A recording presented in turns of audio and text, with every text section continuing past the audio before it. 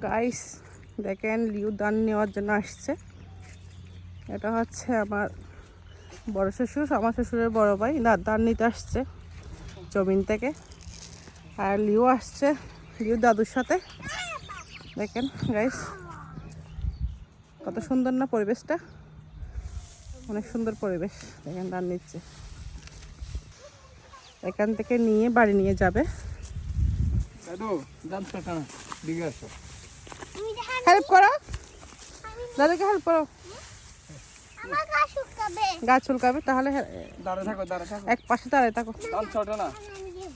দেখছো দাদু কত কষ্ট করে। হ্যাঁ মা এরকম না, এরকম না, শোনো এরকম না, এরকম না, এরকম না। ও বাস করে রাখো, বাস করে রাখো। এভাবে না, এভাবে না, ওইভাবে ওইভাবে ওদিকে।